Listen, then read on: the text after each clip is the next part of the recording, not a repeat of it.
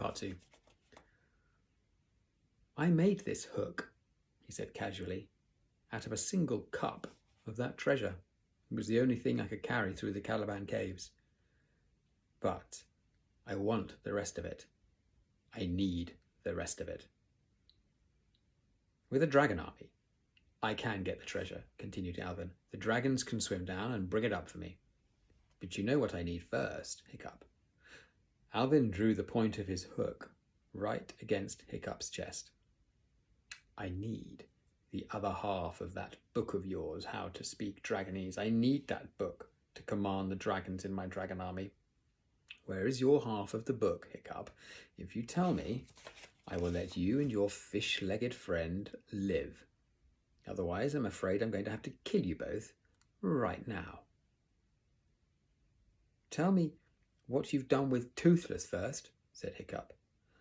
Oh, Toothless is very safe, grinned Alvin. He's locked up in one of my dungeons. Hiccup gave a sigh of relief. At least he wasn't dead. Give me the book now, commanded Alvin. If I give it to you, will you promise you won't kill us? Asked Hiccup. I promise, smiled Alvin. Hiccup felt into his pocket and handed Alvin his damp and tattered half of How to Speak Dragonese. He knew Alvin would find it at some point anyway.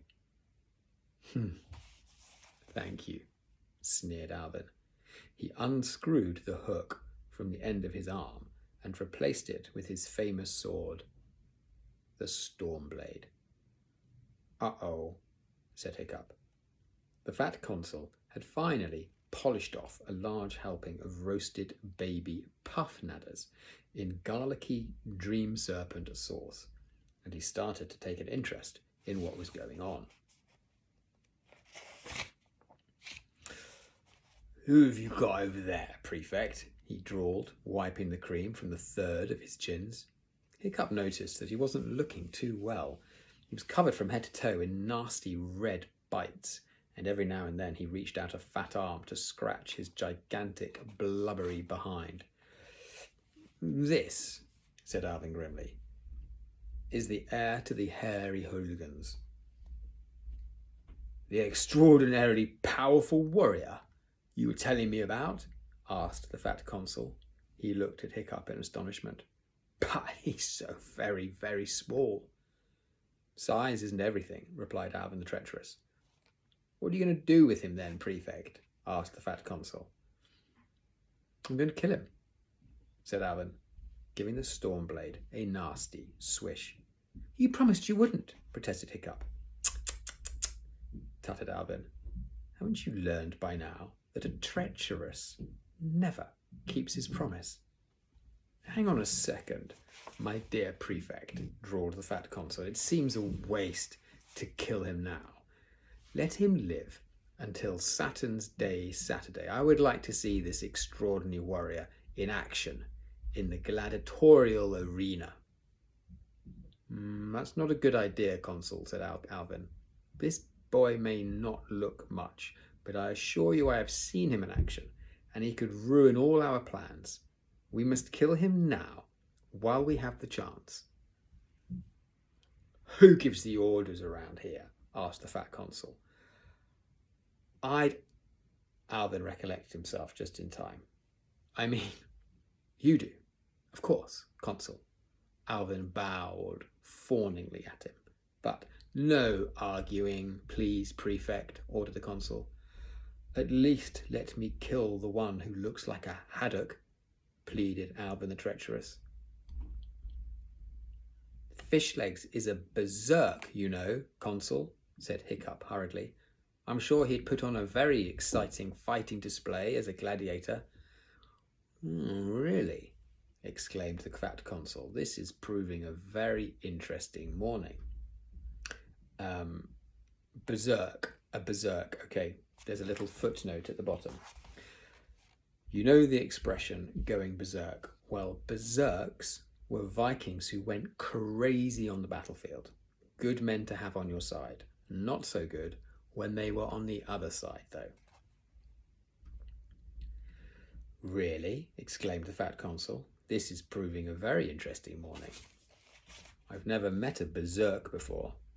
He should be most amusing at the games. The one with the face, like a fish, lives too, I'm afraid, Prefect. But sir, the fat consul waved away Alvin's objections with one fat hand. Put the prisoners in the dungeon with the bog burglar air.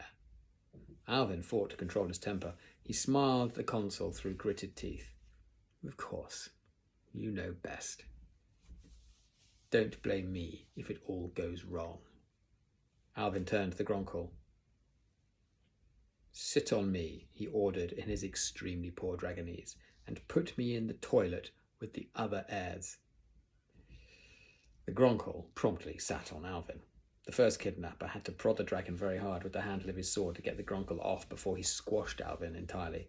When he finally emerged from underneath the creature's bottom, Alvin was hopping mad. No, no, no, he shrieked, and then he tried to put together the two halves of How to Speak Dragonese, muttering swear words under his breath as he looked for the right page.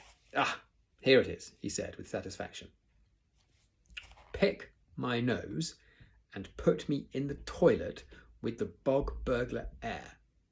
The second kidnapper had to lash out furiously with his sword handle to prevent the Gronkle from picking Alvin's nose with its gigantic talons, and then the creature picked Alvin up and started trying to stuff him in the consul's gigantic toilet.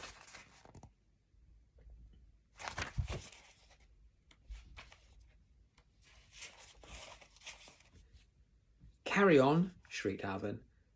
Can I help? Asked Hiccup. He talked to the Gronkle directly. I think what the Prefect is trying to say is, he's speaking Dragonese now, pick us up and put us in the tower with the bog burglar air. The Gronkle picked up Hiccup and Fishlegs by the scruffs of their necks as if they were two kittens. At least, pleaded Hiccup to Alvin as he swung from the Gronkle's jaws. Won't you do a good thing for once in your life and set Toothless free? You don't need him, and he's never done anything to you. Alvin tried to look dignified as he climbed out of the toilet, which was tricky. That isn't true, he said.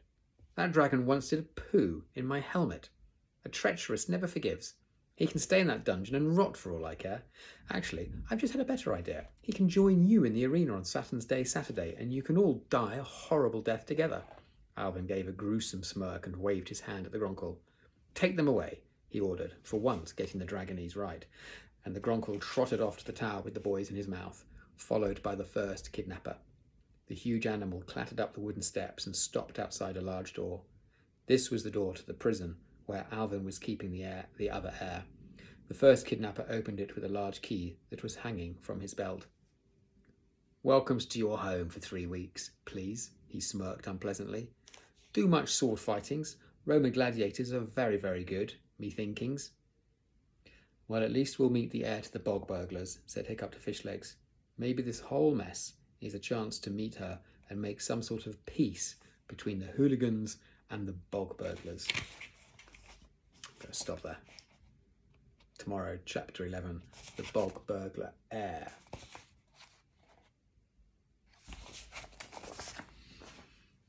See you then. Bye-bye.